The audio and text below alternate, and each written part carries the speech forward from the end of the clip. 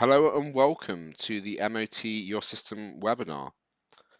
Today we will discuss the new system MOT checklist and how to use this tool to ensure you're collecting accurate data and getting the most from your Garage Hive system. If you do have any questions as I'm going through, please do unmute yourself, and there will be time at the end allotted for any questions as well. So I've actually decided not to do a death by PowerPoint today at all, and to more have a talk through the subject, which, as you probably will all know, is titled System, MOT Your System. And I suppose where this comes from is, first of all, myself wanting to document the sort of the things that I look at and check, especially if somebody's been on for a little while and having a look at someone's system with them. And I thought, well, it would potentially be a good idea to create a vehicle inspection for myself. Now, it is a quality control type, so if we do ultimately end up adding this to your system for you to use, it won't affect any vehicle inspection numbers on Power BI.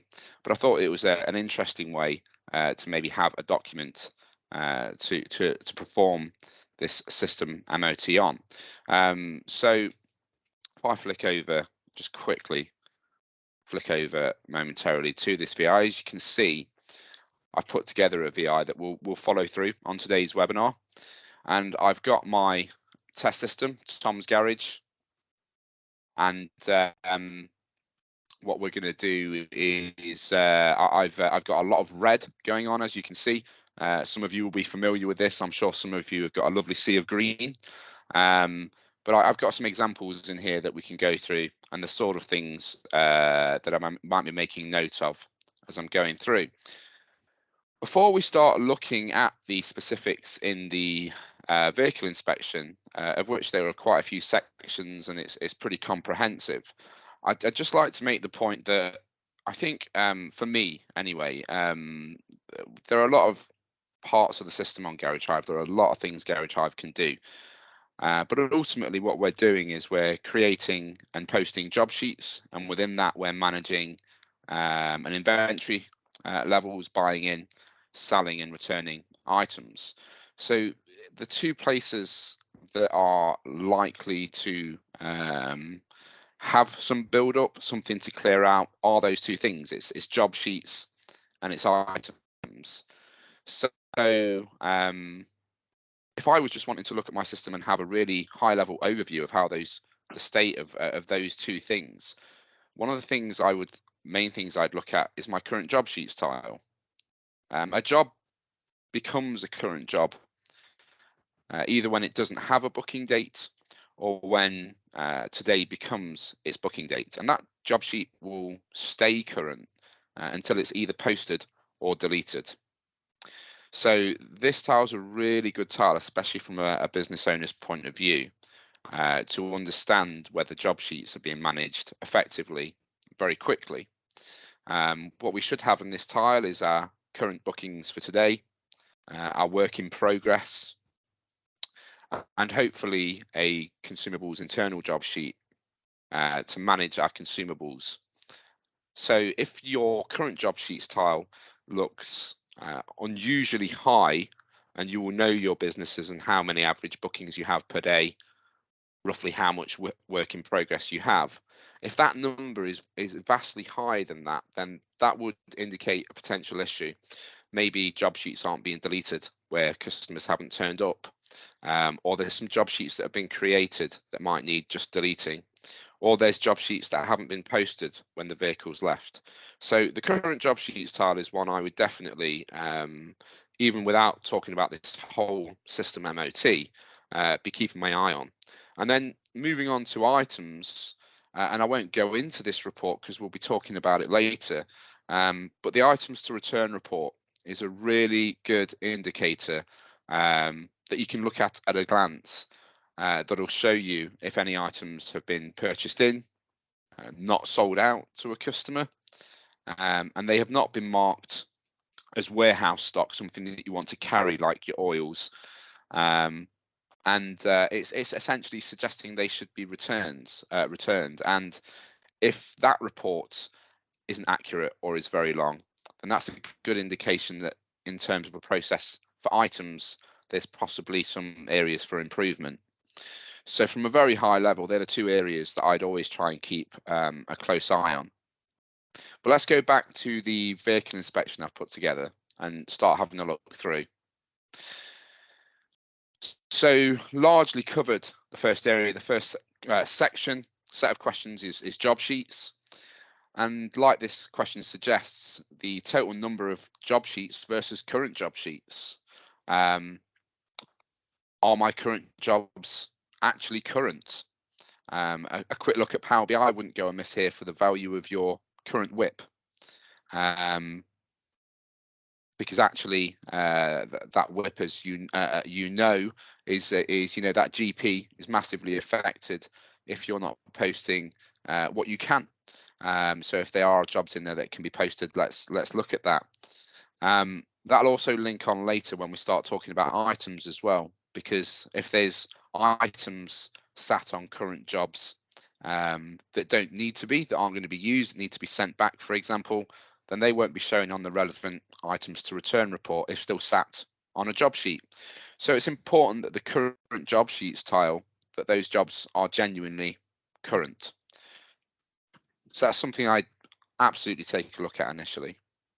The next couple are pretty black and white, really. In process allocations, well, if I've got 3 techs working on cars outside, then you would hope that I would have 3 in process allocations, unless 2 people are logged on to one job.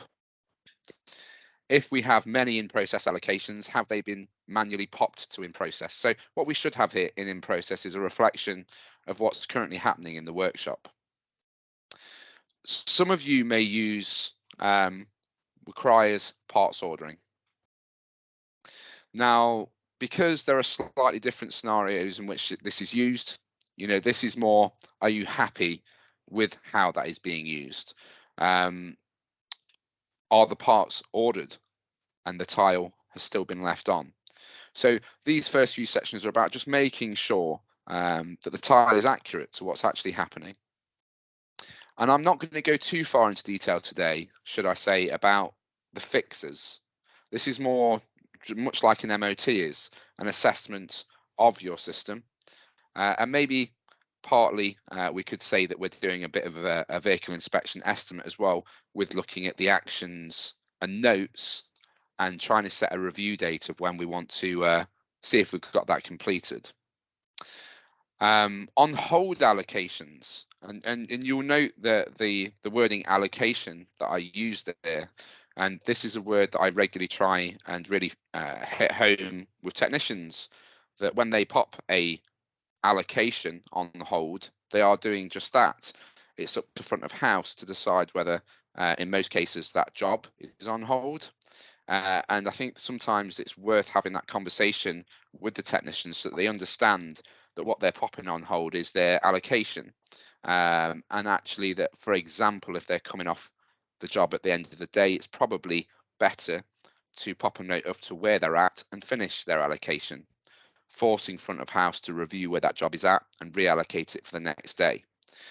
So on hold allocations should literally be what is in your workshop today, where allocations of time, you've asked somebody to turn around and put a pink tutu on, and they've gone to turn around, the pink tutu doesn't fit, so they popped it on hold for a moment. But I, for example, don't like leaving allocations on hold overnight. On to the big one that hopefully you'll all be aware of, which is allocation complete. Now, when a job drops into allocation complete, it's because an allocation of time has been logged onto by a technician and that has been finished.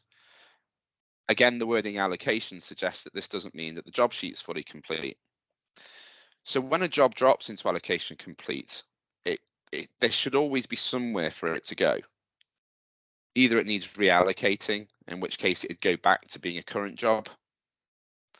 It's now ready for collection, so it moves over to being exactly that, ready for collection.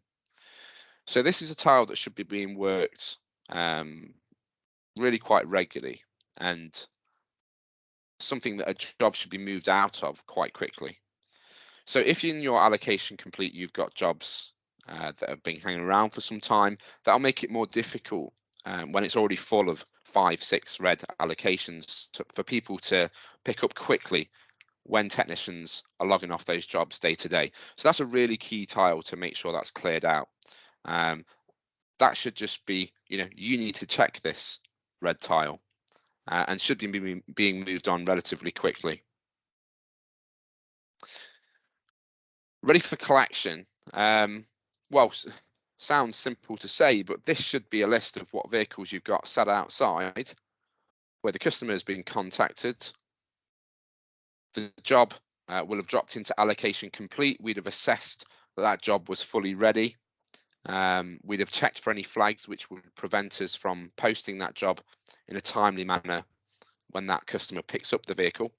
And then when we're happy with those things and we've contacted the customer, we'll have put the job in ready for collection. And if everyone sticks to those rules, then everything you have in here should genuinely be exactly that: customer contacted, job sheet ready to go and produce an invoice.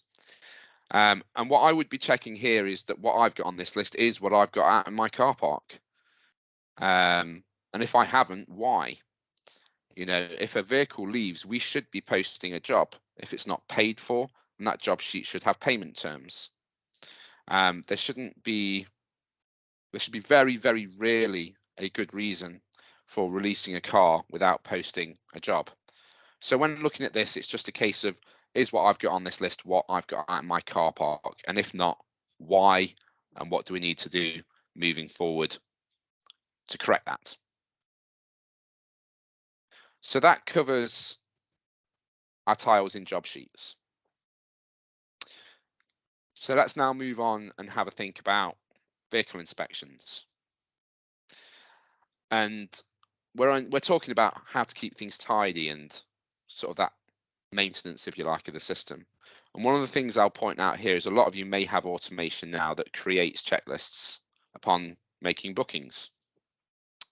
So therefore, it is absolutely worth every now and again going through this section and making sure what you've got doesn't need clearing down. And a bit like in the job sheets, we have an in progress tile. And this should be how many vehicle inspections are currently being filled out by your technicians. What you may find is that vehicle inspections may have been left in progress for whatever reason as a status, and they may need setting to complete, or they may need deleting if they were accidentally raised and never used. But if we go into our in progress tile, I've got one here. I do not have any jobs in process. On today's schedule, it's rather quiet at Tom's Garage, as you can see. So actually, the fact that I've got a vehicle inspection in process just raises a bit of a flag to me, and that would tempt me to open this and assess whether this was actually an in process vehicle inspection and change the statuses accordingly. Or again, if you've got a few, this exercise is more about just assessing what needs to be done and putting a plan in place to move forward.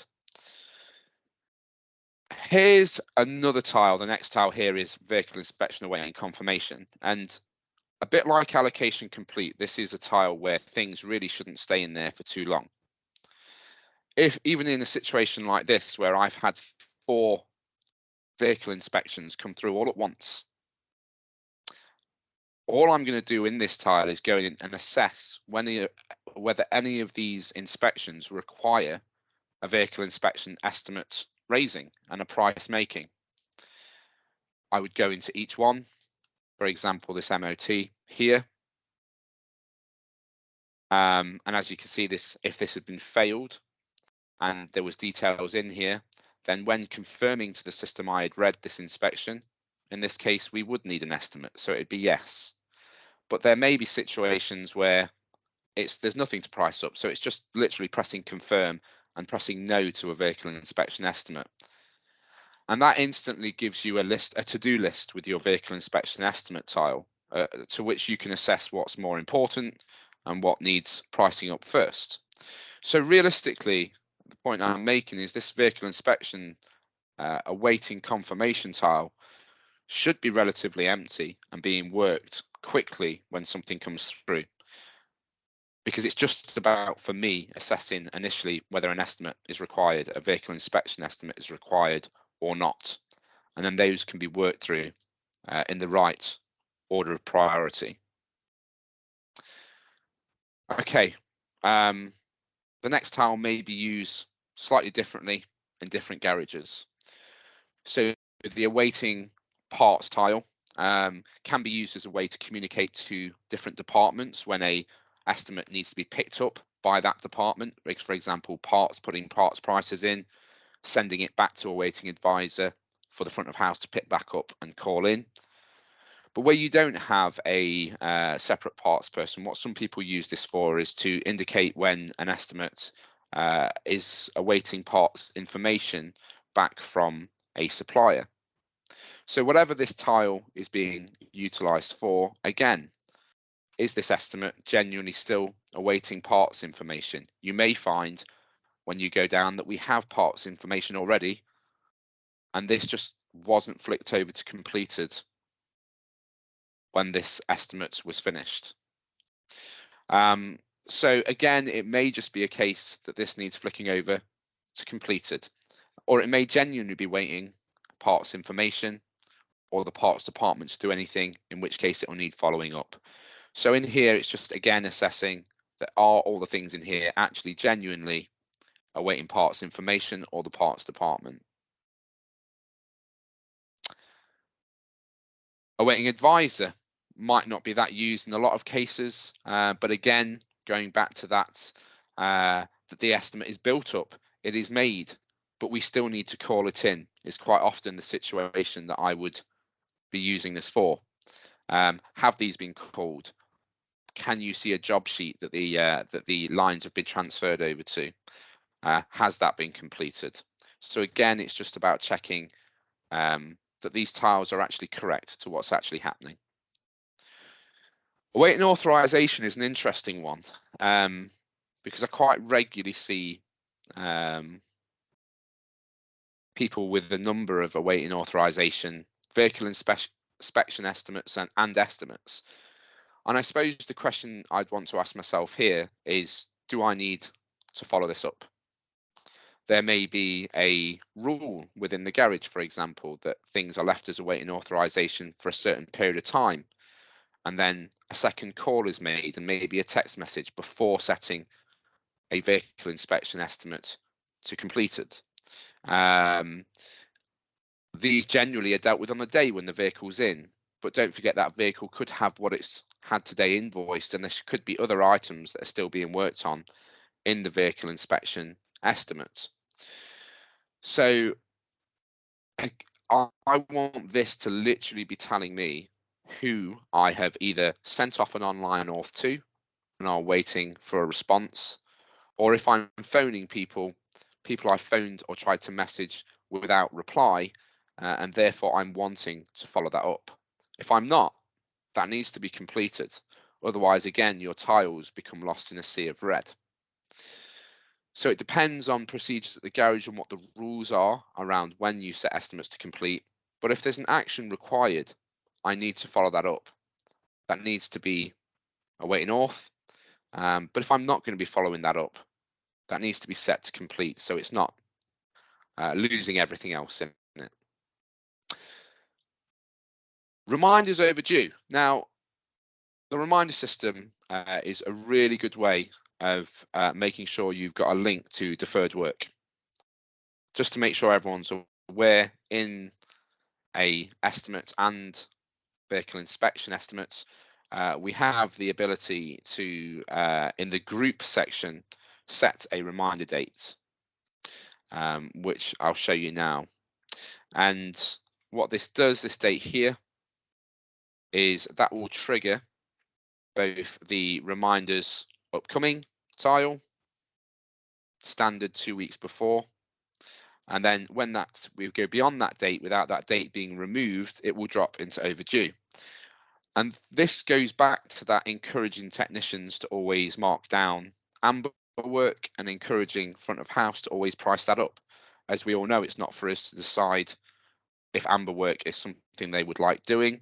And if they're not urgently doing lots of miles and wanting that doing, that's a really good opportunity for us to put a date in, defer that work and be able to contact the customer later.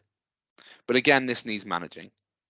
So if there's a red tile, there is something to do. So have we got many in overdue? Are the reminders upcoming? Is there someone in place who's going to look at that? And if not, I would make a plan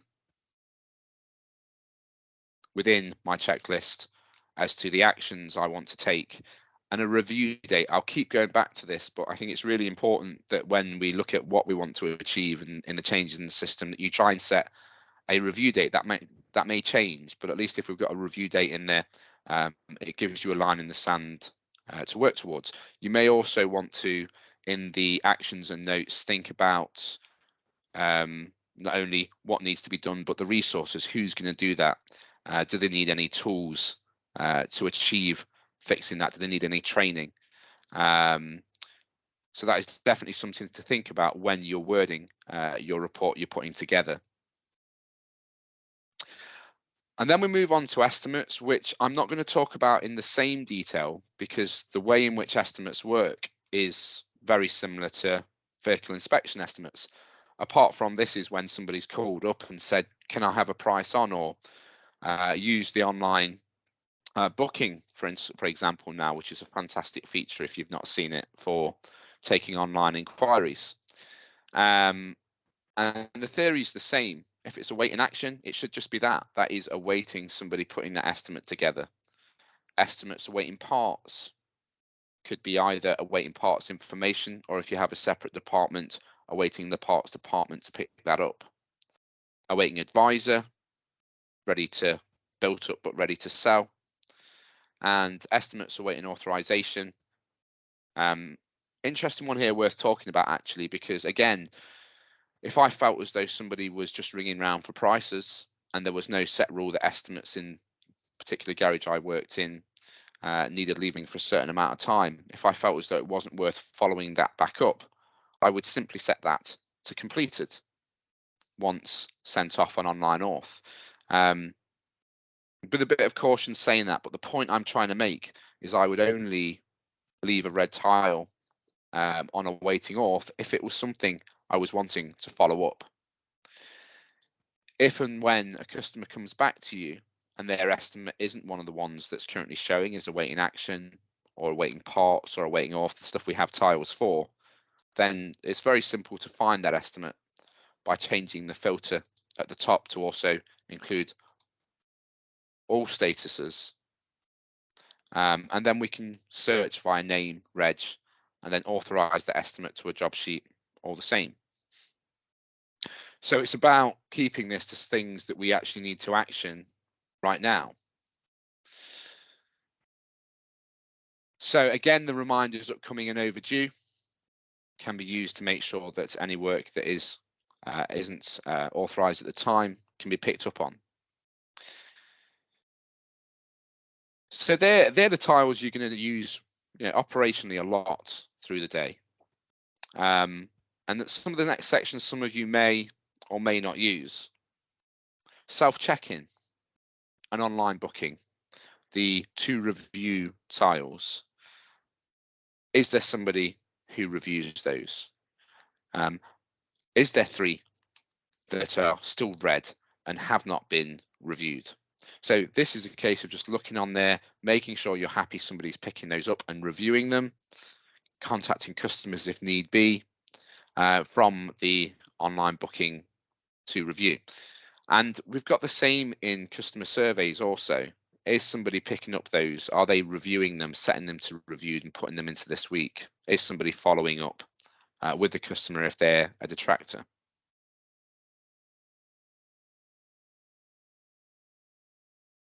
When we're talking about online booking, what I would suggest it's worth doing every now and again as well is to just check your online booking setup and your service package list, because let's not forget it's service packages that we publish online. So going to your service package list and having a look what is published online, if you've got the correct offer that you would like online, if any of the current service packages require publishing online that aren't, or whether we might even need to create more service packages to publish online. And then running through and doing a dummy booking to make sure the process works as expected isn't a bad call either. Okay, moving on to, well, the sections that cover items more, I suppose. So purchasing. Just before we go into the questions specifically, I just want to open the purchasing section within my test system. And we've got a few options here, some of which you'll use really regularly. Purchase orders, purchase return orders, I would have thought would be something you use really regularly. There are a few things in here you might use less regularly. Vendors, obviously, we would use and create as needed. We've also got the requisition worksheet express, which we'll talk about shortly also. First of all, I want to talk about the vendor list. One of the things that I can come across is duplicate vendors. Now, I'm sure some of you sitting there may think, yep, I've had somebody create a vendor when they didn't need to, and it was already under there on a different name, different code, something that somebody didn't pick up. So when I look at vendors, yes, I'm looking at, have I got, and we're not talking about balances here, by the way. I'm going to make a point that today I'm not going to go into the accountancy side of things, just the day-to-day operational use of Garage Hive.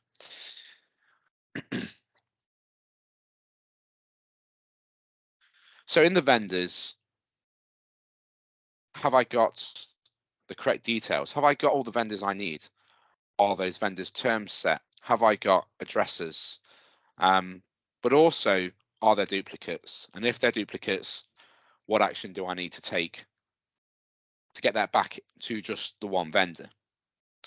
What would be a shame is if you don't spot that for a year, and then you've got a year's worth of purchases and credits posted across two different vendors, which will just take a little while to correct.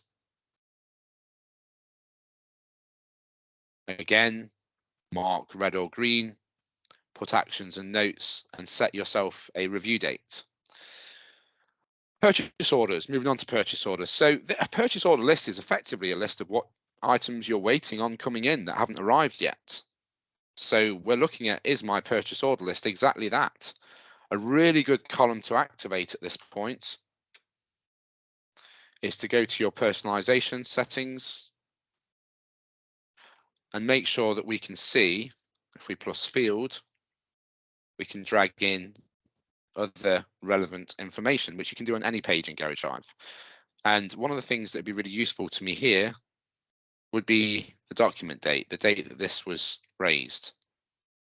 And I will have some shockers in here because my test system, I raise and don't follow up posting things quite regularly to just check how things are working. So I'll have some absolute shockers in here. And if I bring everything with the earliest date to the top, then I can see I've got some right from September. Now it's unlikely, unless they're on back order, that order is true and correct at that point. So do I need to go down and clear down and delete some of these purchase orders? Were the items just brought in on another order or on a purchase invoice, and that order is no longer needed? But this should be, as I say, a list of everything we're currently waiting on arriving. And if it isn't, I would make a note, put some actions together, and set yourself a review date. Moving on to purchase invoices, I can't think of a reason really why your purchase invoice list wouldn't be clear. Because the reason I'd be raising a purchase invoice, well, there's a number of reasons. It could be that somebody's been naughty and ordered in a barrel of oil without an order number. So we obviously don't want to be there. But if the item has already arrived, then I don't need an order number. I don't need to track that item. It is here. And that's what a purchase order is. It's a tracking tool that creates a purchase invoice when we hit post, or purchase invoices. So in the purchase order list, the only scenario I should really be using it, certainly when using external accountancy, is to raise an invoice to book something in that's already arrived. So I should be raising and then posting this purchase invoice pretty quickly. If you are using internal Microsoft accountancy with ourselves, then you'd also be doing purchase invoices for stuff like your rates and bills straight to the appropriate nominal on the general ledger. So the purchase invoices should be relatively clear. And if it isn't, I suspect that most of the purchase invoices you'll have in there will just need clearing down. So purchase return orders, much like a purchase order, is a tracking tool that allows us to track an order until we want to post a purchase invoice and say it's arrived. A purchase return order is just that for a purchase credit memo. It is the tracking tool that allows us to track what we're sending back, when it's been sent back, and allow us to track and follow that up until we get our credit. And I'll make a real point here, which links really closely to your items to return list. You know, we're going to be talking shortly about the all-important items to return list, but I wouldn't be looking at my items to return list until I have cleared down my current jobs, for example, because there could be items sat on those jobs that once I delete those jobs, I'm going to have stuff in my items to return list again, because the system's saying, well, it's not on a job, let's return it. And in the same way, if you've already told the system that you're going to return an item by putting the item on a purchase return order, that will also not be currently showing in your items to return list. So there's a definite order here, a definite order. And I think that I would be certainly looking at my items to return as the last part of the process in checking my returns processes. So this should be a list of everything where we're either going to send back, we have assessed we're going to send back and is ready to go back, has gone back, and we are still awaiting credits for. And if that isn't the case, again, these may need clearing down. You may need to follow up suppliers. You know, if I've got one here from a couple of weeks ago, why? Surely I would usually have had my credit by now. So that would be something that we could follow up, or at least in this case, doing an MOT, assess to what level we need to look at that and put a plan in place.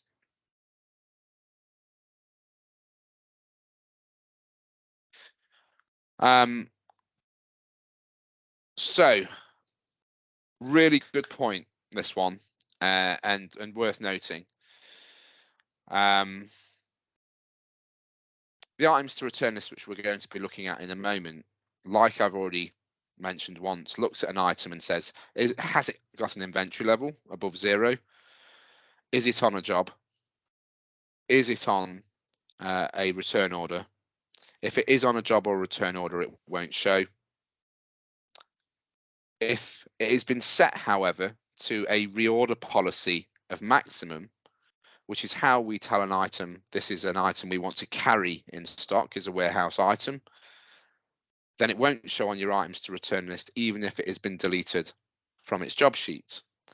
And there is a risk here that in wanting to improve the look of an items to return report, a member of staff may set a reorder policy on an item, because that removes it from the items to return report, which might be checked on a more regular basis, and puts it effectively into stock. And because stock takes are done less regularly, this may be a way to maneuver some of those parts so that they're not noticed. So what I would absolutely be doing is going to items, making sure you have the column activated for reorder policy, and then filtering this column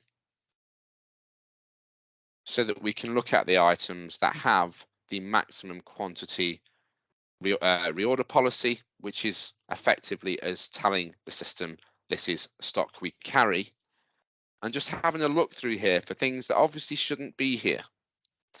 And if that was the case, are things being hidden? These should be your oils, your gear oil, your bulbs, the stuff you carry in stock. So if we've got single oil filters and stuff like that in here, then you might very well stock oil filters and want to keep that one.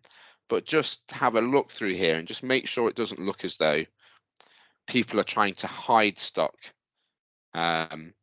within the warehouse stock you keep by setting the reorder policy. Because again, if you went to clear your items to return report out and then went to correct this, you would again have a second run through of the items to return report to check.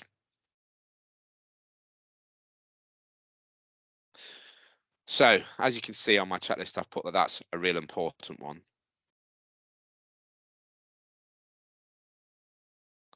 So just talking quickly whilst we're talking about that list of maximum quantity items, some of you may use the requisition worksheet express, commonly thought about in my head as a reorder sheet.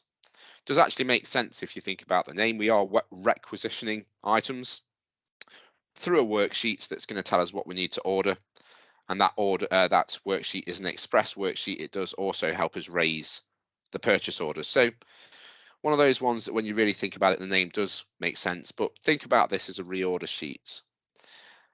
And whether this is done on an automatic basis with the items to order tile, or whether it's seen as a process that you have somebody check on a weekly or periodic basis, this relies on the reorder points of items, which you can see in this column here.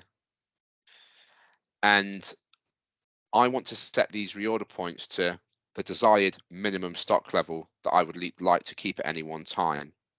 And then running and using the requisition worksheet express will tell me what I need to order to maintain those stock levels moving forward.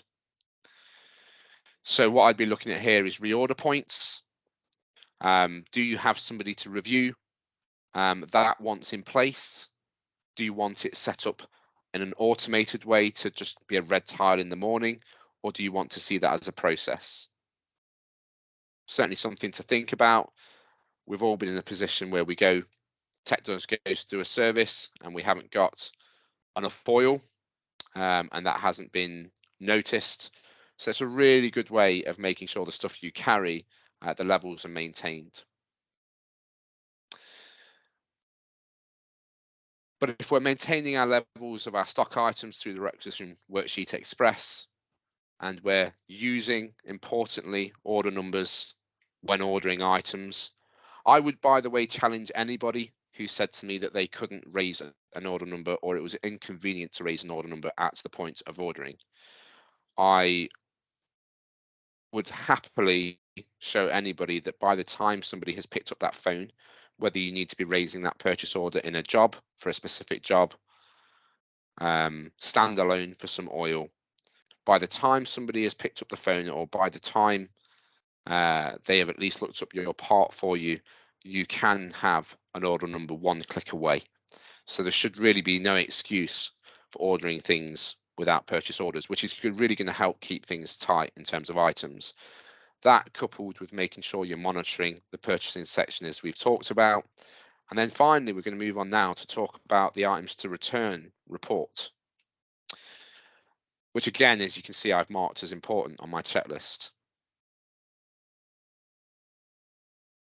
This is an absolutely golden tool for keeping your items straight. And as I've said previously, any item that has an inventory level above 0 is no longer on a job and does not have a reorder policy set will show in this report.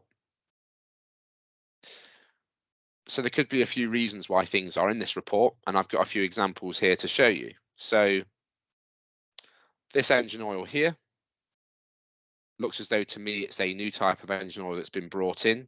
The reorder policy has not yet been set. Therefore, there is 209 litres in stock that is not on a job sheet, and the system's just going, well, you probably need to return that, but we know we need to keep that oil. Now, because this is an item that I would also like to set a reorder point for, I'm going to go into the item card. I can select items or multiple items through select more, and then just hit the set reorder policy icon at the top, and that will set and remove these items from the returns list because we're saying, we want to keep these. But in this case, because I'm also wanting to set a reorder point for this item, I would go in, set in planning the reorder policy to maximum, and then set a reorder point of I want to keep at least 50 litres of this in stock. So I know I said I wasn't going to go into the fixes too much on today's session, but I think this is one that genuinely is worth the time. Once a reorder policy is set, the item will no longer show in my items to return report because I've said I want to keep it.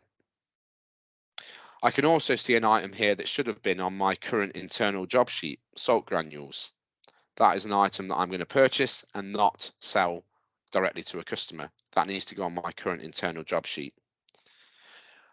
I've got surcharges like my 1234YF bottle, my 134A bottle, which I'm expecting to see sit in this report for some time.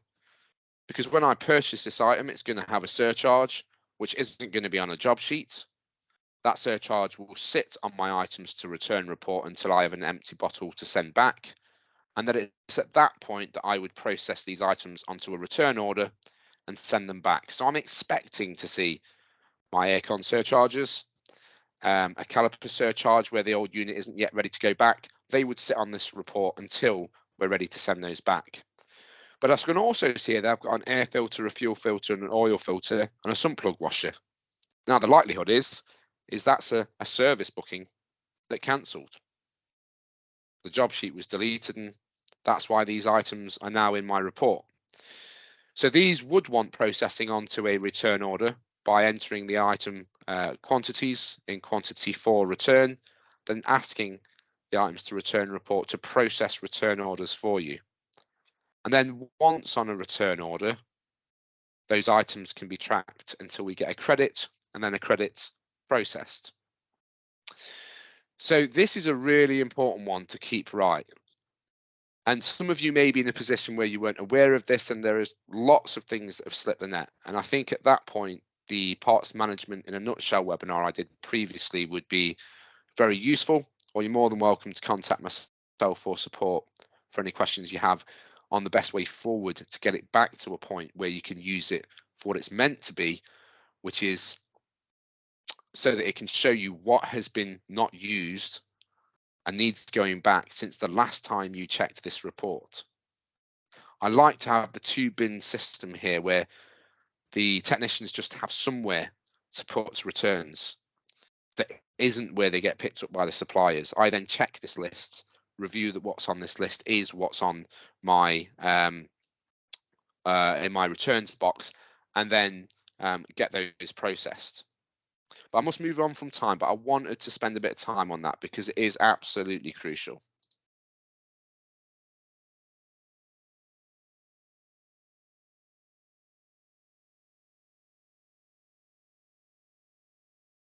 Okay, so that covers returns. End of day. Hopefully, I'm guessing a lot of you guys on here may be business owners or managers. We have a really consistent process when it comes to end of day.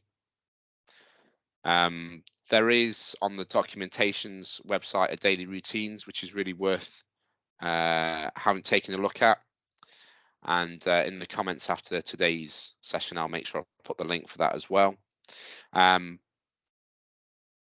let's have a look at the tiles. You know, are tiles being cleared down at the end of each day?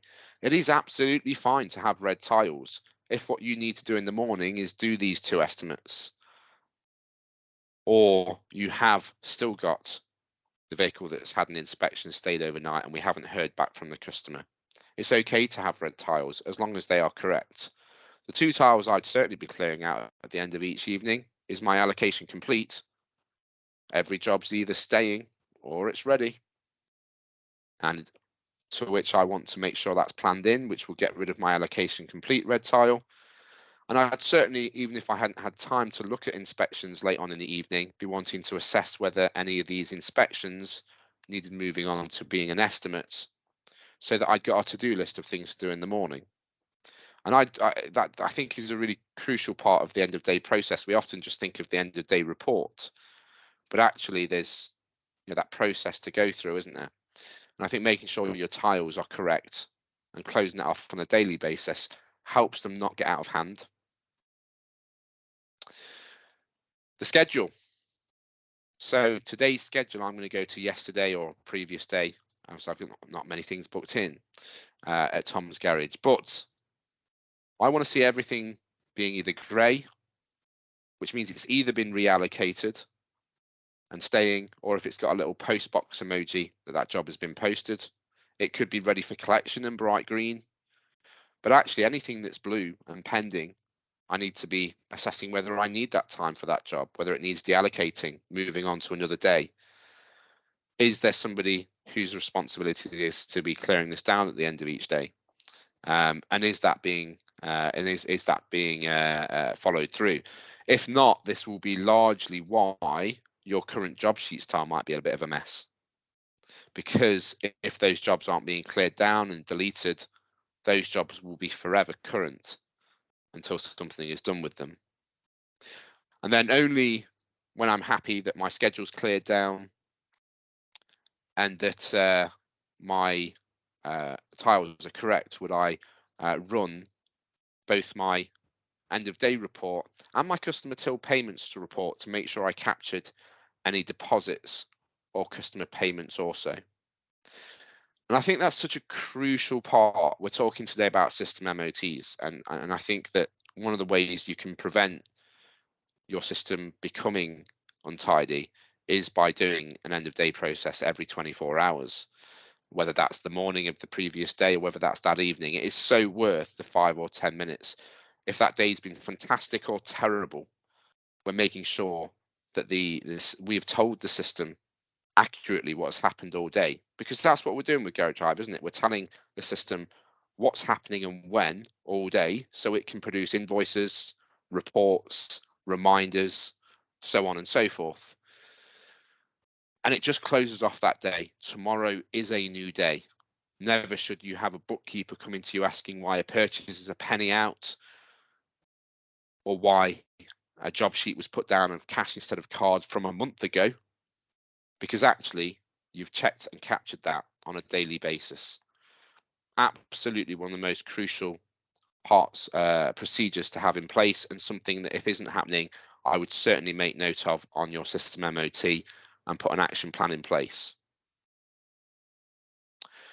Okay, so stock taking, this is more of just a making note. Probably quite relevant at the moment with the time of year it is as well. So what was the date of the last stock take? What is the current stock value? Use Power BI to have a look at your current stock value. Check with your team. Have they got any known inventory issues? Is there a particular oil which they just know is out? And what date do we have planned for our next stock take? Something I'd certainly make note of and have plans for. There is the physical inventory journal to use as a stock taking function, but again, won't go too far into that today.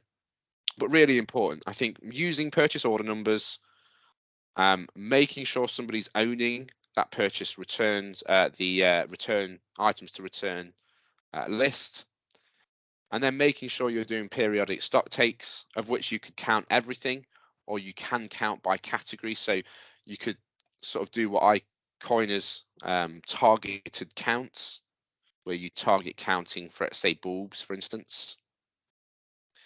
But having those procedures in place and making sure you've got a forward date for that, especially at this time of year when we're talking about letting the VAT man know how much we have in stock in terms of value. I think that's quite a a topical point at the moment. And then I've just got a few other bits in a section which I couldn't really categorize. So we've got an other. Service packages. If we go to catalogs from the home screen and service packages, here is a list of all the current service packages on our system. Have we got the service packages that we need? Do those service packages, their current service packages, need any adjustment? Are any of them fixed price? Remember that a fixed price service package will trump, for example, a change in labour rate. So when you change labours, have you checked your fixed price service packages if you wish them to be affected? So taking a look at that service package list, and again, if I'm speaking here to many business owners or managers, those service packages, yes, they're fantastic in terms of speed, but they also give us great control, making sure that job sheets are invoiced and jobs are built in a consistent way. So having the correct service packages really does make all the difference. So do you as a business owner need to think about what more they could need? Speak to the guys, have a look yourself, and put an action plan there together of anything you'd like to achieve in terms of service packages. Again, the team are happy to help you if you've got any questions. Here's a big one for me: automation from the schedule. So just quickly, if I go into my schedule and drag in general bookings, I've probably got an extreme here, too many options. But I have quite a few job types available in bays at the point of dragging. For instance, if I drag in general bookings and select AC diagnostic, pop in a reg and name, which is the trigger for applying the preset service package and therefore checklist, then it will put on the AC diagnostic service package. In this case, I haven't actually yet linked the checklist. So by going to my service package for Diag,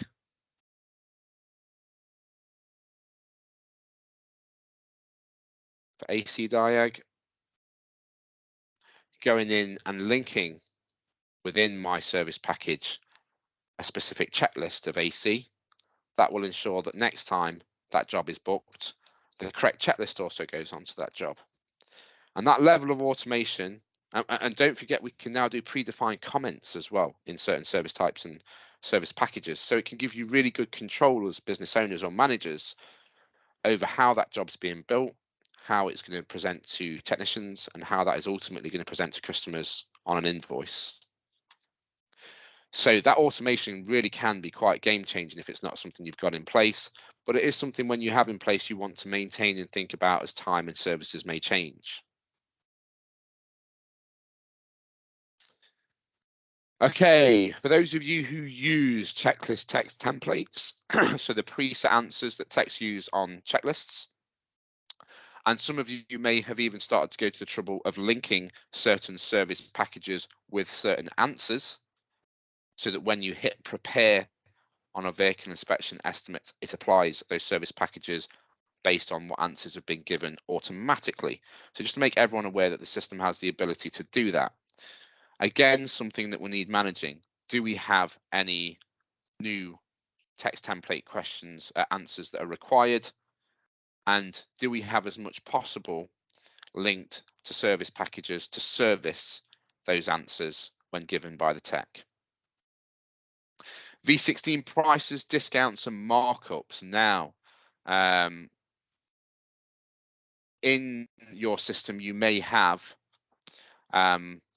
certain rules within one of these three sections here that might say that a particular customer gets a particular labor or item category for a particular markup. It could be for particular customers. So this is where you can automate a lot of your markups, your prices you want for certain people or groups of people, which is fantastic. It really helps, again, help with the consistency you're going to receive from front of house and different people. However, it's always something to manage. So are my current range Land Rover specific labour rates correct still, for example? Are the markups I want going on my items still where I want them? Do they need adjusting? It's a really topical one with the price of parts being where it is at the moment as well and being fluctuating so much. So it really is worth making sure that if you're going to use those, that they're reviewed regularly and that they're still correct. And then lastly, the service labour list. Have we got all the labours we need? Again, this is in catalogues.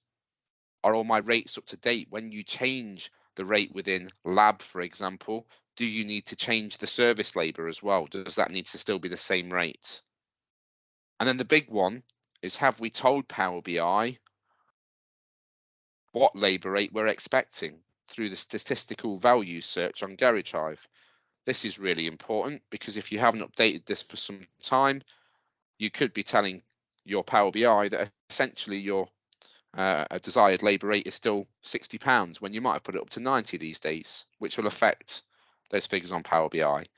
So whenever changing labour rates in a dramatic way, or a way that affects your overall desired labour rate, you want to look at your statistical values as well. And is that currently correct? It's certainly something I would search and double check.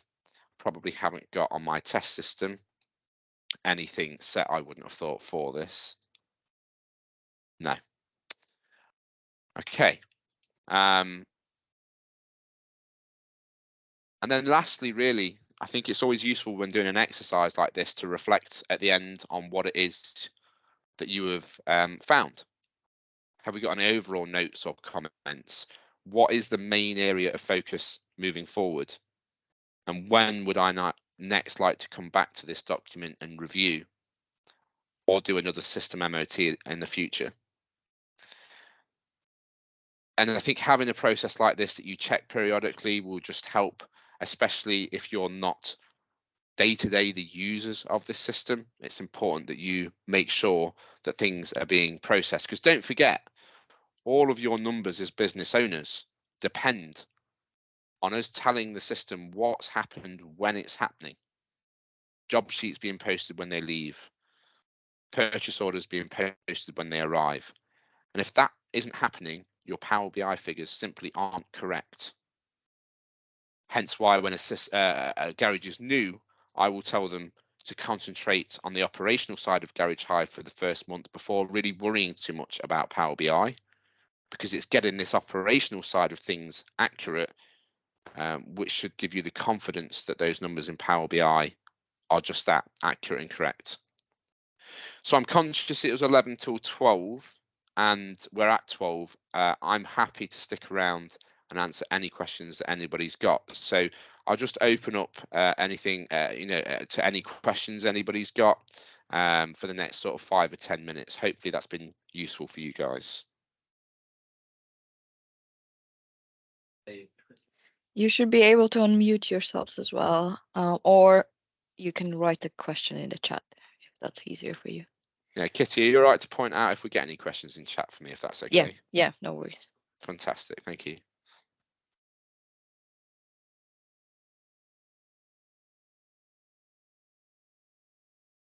All quiet so far. Tom. Hello. Yeah, mate. Just regarding the stock level, yeah. So say I want to reduce some stock that's out of date, that's not going to sell. Do you know what I mean? Like, I've had a control unit sitting there for like 2 years, and then maybe I've got like 5 bits I need to take out of stock, and I'm going through that valuation list that we just brought up. If I was to export them to Excel and take out, like multiple lines, do you see what I mean? So there was 10 items I wanted to remove, and then imported that back in. Would that then automatically update the stock list and Garage Hive? No, there are ways in which things can be exported and re-imported into the system. It's usually something that in certain circumstances we may do on support for certain reasons. But if I was wanting to remove those 10 items, what I would possibly do is one of a couple of things. So if you we're talking about the items to return report, you were seeing those items on what? Sorry, Jamie. Yeah, I was just talking about, because I've got a lot of old stock. Basically, my accountant said, look, if he's not moving, shift it out and then set it. And Get it gone. Yeah, absolutely. Get it gone and take it out. And I was just thinking of a quick way to keep it live on the system that if I knew certain things, just to remove them? Do you know what I mean? So I think there's with stock and going through stock, there's not always a quick way to do it accurately. But what I would do certainly is we could do one of a few things. Those items need remove, the inventory level needs to go back to 0, which you can achieve through an item journal and adjusting that item down individually.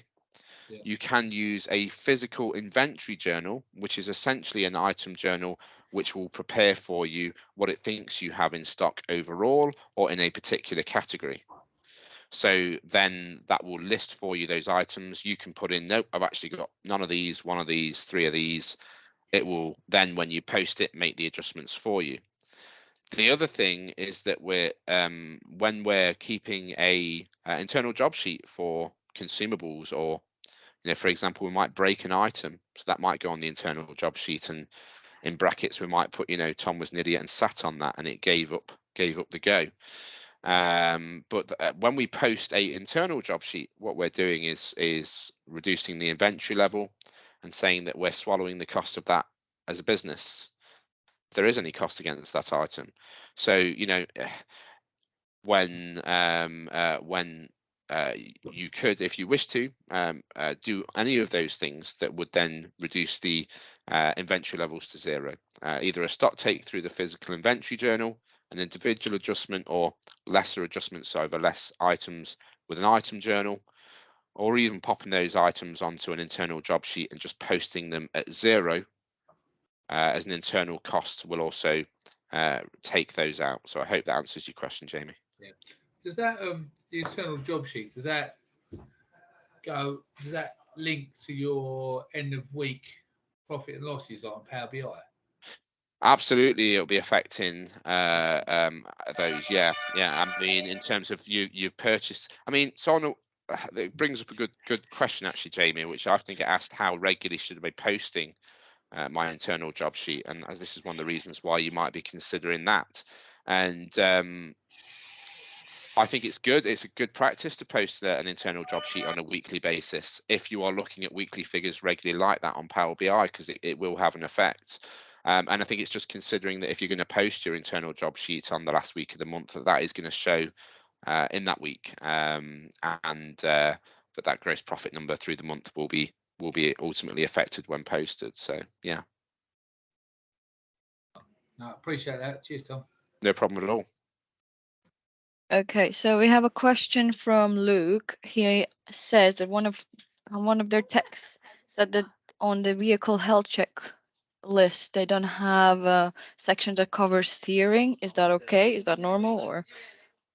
So the current standard vehicle health check, I would need to have a look. But what I would say individually, who was that? Sorry, Kitty.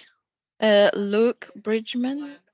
Hi, Luke. Right. So if you have anything in your current vehicle inspections that's missing, whether that's something that should be on there as standard, or whether it's something you feel in your garage you need, then those checklists can be edited.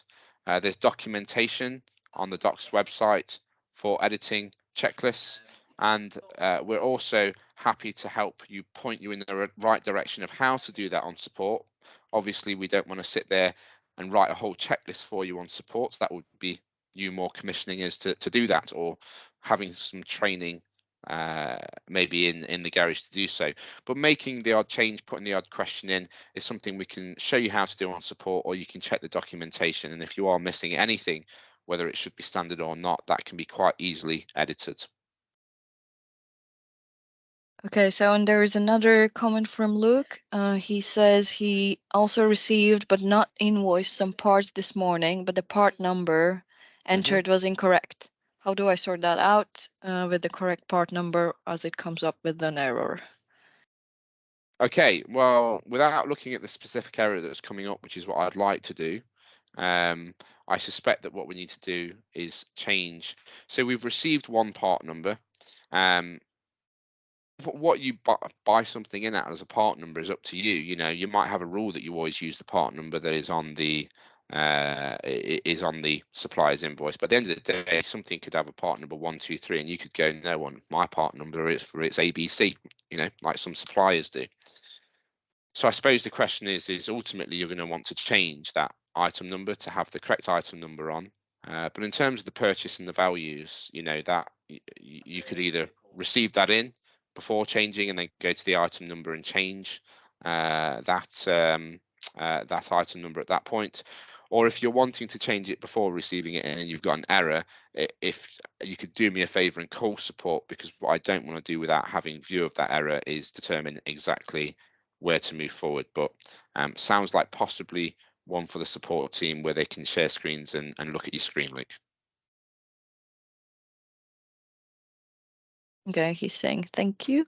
Amy had a question about how to get rid of duplicate vendors or customers, but I think I found the documentation, so I just sent that to we'll her. post that. And I think you know, easily you're thinking, well, I'll just get rid of one. But you'll notice when you try and get rid of one, if there are ledgers against, you know, ledger entries against those vendors, you'll have difficulty doing so. So it's like when you've got a duplicate customer, you know, you would want to correct what has been posted against that customer or vendor before it will then allow you to delete duplicates, of which there's as Kitty said, documentation or the support team to help you with individual problems if you have it when you go to do that. Okay, and then we have a question from Samantha. Is there a way to check histories of documents? I had an VIE which was booked and being deleted off the system, so was wondering if there is a way to check what happened. I went to VIEs on the customer card and it showed that the VI, but nothing on the estimate. Luckily, I printed it. So you printed it. That is lucky. There is a section of Garage Hive called the change log.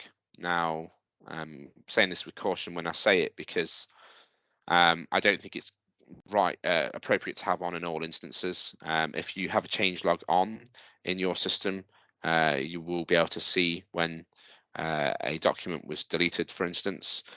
So again, I know this sounds like I'm copying out, but if on support you call them, they'll be able to check whether you have the change log on. And if you do, yes, you'll be able to see if a document was deleted. Let us know, Samantha, if it helped. Oh yeah, she says thank you. Then Tim is asking, with the items to return list, does that include things that are already on return order? No, once on a return order, they will not show on your items to return list.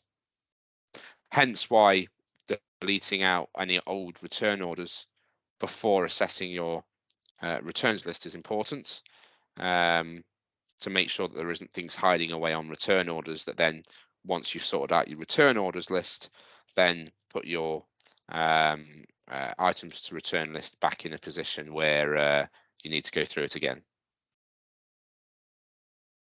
Okay, thank you for that. And then Amy's asking if we're going to share this MOT, your system checklist card, and how. Absolutely, yeah. So this MOT your system checklist is something that I've put together with the in mind. We've been able to share with you guys. Whether it's for now, what I'll say to you is if you want this adding to your system, just drop me a quick email at Tom@Garage Hive. I'm happy to upload this into your system. There may be a better way of me sharing that, and I'll check that with the likes of Kitty after this meeting. But yes, absolutely, the idea of this was to be able to share this with you guys for you to be able to use on your system. Or if I'm ever doing any refresher training at your garage, if you ever book for me to come out, this is a tool we can use initially, maybe when we're chatting beforehand, to help guide us into what is most worth our time. Okay, don't see any other comments in the chat. So if anyone else wants to unmute themselves and ask something in person, feel free to do so. Otherwise, yeah, I feel like we're coming to an end. Yeah, also, yeah, I'd just like to thank everyone for the time they've taken today to take a look at this. And again, Tom@garagehive.co.uk if you want to fire any specific questions at me. Many of you probably will have my number anyway. But please don't be strangers. If I can help in a way, in any way, please give me a shout. And it may be that off the back of this webinar, questions come in about more specific questions about how to fix some of these things that may be found. And that may guide the future content of any of my future webinars in terms of what would be most worth covering, in terms of going to that next stage of how do I put this correct, and what steps should I take. So I'll keep my eye out for that, and accordingly plan any webinars in the future. Right, Awesome. thanks everyone. Yeah, thank Perfect. you all. Right, take care all. Cheers now. Bye bye. Bye.